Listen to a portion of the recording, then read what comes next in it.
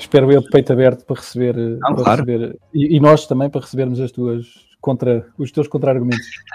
Jet, podes falar, vou sair e vou ouvir só. Não faças isso. Mas pronto, enfim, eu dou-te um tempinho para te apresentares, principalmente à comunidade que não chega, e espero que o Renato sirva com o mesmo, que se apresente também à comunidade do bronze, que hoje em dia, enfim, acaba de estar um pouco dispersa, mas aqui vamos tentar conjugar as duas comunidades, que seria o ideal. Enfim, estás à vontade. Então, sou o Diogo Bronze, tenho um podcast que comecei há 2 anos, portanto não há muito tempo, e o podcast que começou por ser, para quem não sabe, no canal, o podcast, começou por ser sobre a fé católica e como é que um católico hoje em dia vive no mundo atual, com tudo aquilo que nós sabemos que acontece hoje no mundo, e comecei simplesmente a fazer alguns episódios sobre a construção da fé, os dogmas, etc. Alguns temas mais que dizem respeito mesmo a católicos e não tanto a outros assuntos. Mas depois, como estava aqui a dizer antes até de começarmos o podcast aqui, de repente começa o podcast, depois passados uns meses começa a situação daquela pandemia que tivemos há uns tempos e foi útil porque muitas pessoas começaram a acordar para outros temas que eu já trazia no podcast, como por exemplo problemas de moeda fiat, que eu acho que partilhamos todas as comunidades de pessoas conscientes que partilham preocupações com os bancos centrais, com moeda fiat e com a usura e outros tipos de comportamentos que levam à destruição e degeneração da sociedade em que vivemos. E eu tinha também curiosidade, já tinha o objeto que ouvia o podcast, tinha já curiosidade sobre o Bitcoin, e ainda que a tecnologia seja revolucionária, sem dúvida já não é nova, foi algo que me interessou, mas depois acho que o Bitcoin transcende um pouco a tecnologia e pode entrar numa série de aplicações que geraram curiosidade para que eu conhecesse mais sobre a moeda em questão. Sobre o que aprendi, ou do que aprendi, nunca fiquei 100% convencido. O objeto tentou fazer esse papel e, portanto, eu não sou um proponente do Bitcoin, ainda que respeite quem o defende com todo o afinco, acho que é útil.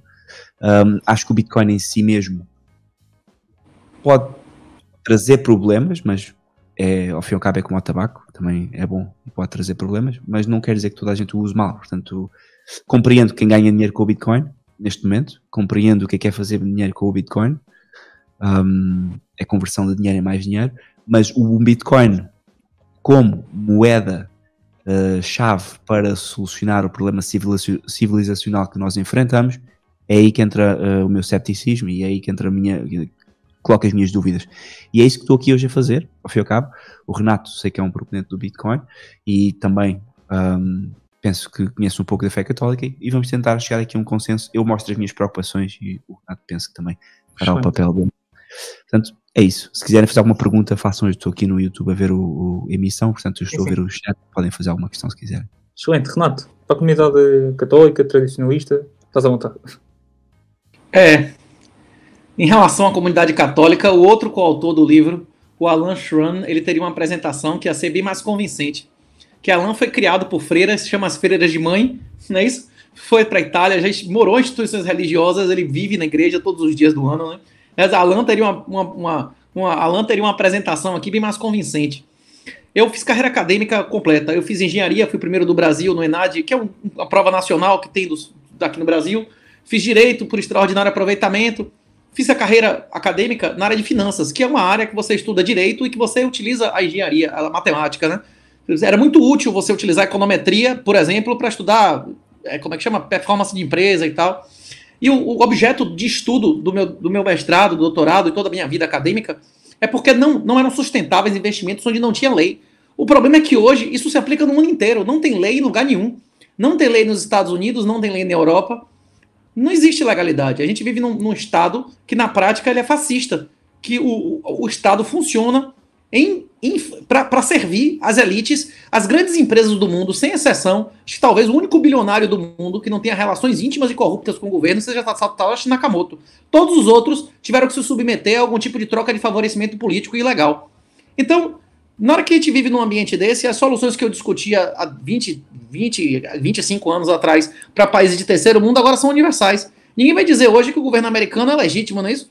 A FTX era um aparelho, era uma maneira de distribuir o dinheiro roubado do governo americano para financiar a Ucrânia e o dinheiro roubado da corrupção ucraniana para financiar a eleição democrata.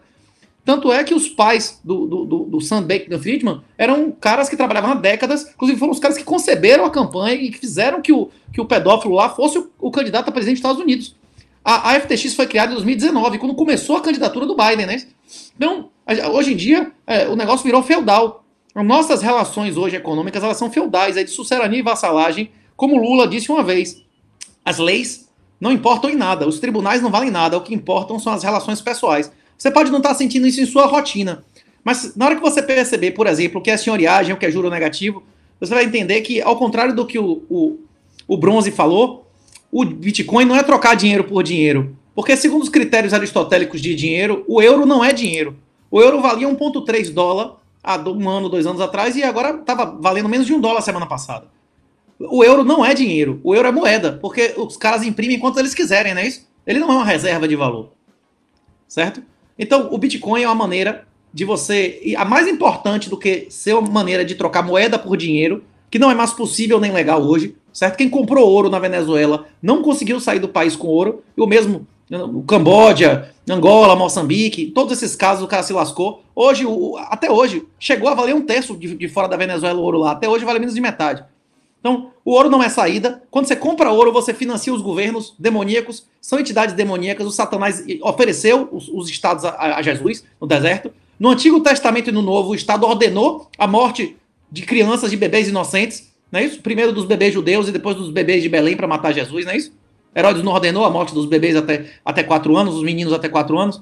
É isso. O Estado é uma organização demoníaca. Se você vê Samuel, ele vai dizer, você vai chorar, ele vai escravizar você, ele vai fazer sua filha vai tomar seu melhor animal, você vai chorar e eu não vou fazer nada por isso, eu não vou poder fazer nada porque você pediu por isso. Mesmo você se arrependendo, o arrependimento leva à salvação. Mas a salvação não significa que não tem consequência do que você fez. O que você fez vai ter consequência, salvo ou não. Certo? E uma das consequências de você pedir um rei, de você reconhecer a legitimidade de criminosos, é você destruir o enriquecimento que foi acumulado por sua família por gerações. É isso que eu vou tentar demonstrar aqui, argumentar. Não sei se... A maneira com que eu falo, para mim, algumas coisas que vocês dizem, é muito difícil de compreender algumas palavras. Eu não sei se o público português consegue entender a minha dicção corretamente. O Bronze eu consigo falar devagarzinho e tal, mas o Abjeto, às vezes, faz umas frases assim que eu não entendo uma palavra do que ele falou, não é isso? Eu não sei se vocês conseguem entender corretamente, claramente o que eu estou dizendo, mas a tese que eu vou tentar defender aqui é que o Bitcoin é imperativo moral. Se você tiver consciência das consequências de primeira, segunda e terceira ordem dos seus atos, e você compreender que você investir em ações imorais, você não é investindo em imoralidade, você financiar ditaduras, você está sendo comparsa das ditaduras.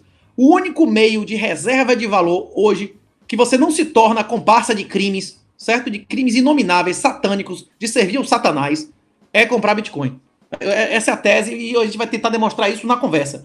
E se alguém tiver alguma dúvida quanto a isso, tem um livro que chama Thank God for Bitcoin. Obrigado, Deus, por Bitcoin. Ele já foi traduzido em português, mas eu acho que está distribuído de graça o PDF na internet. Vale a pena até colocar no link do vídeo depois.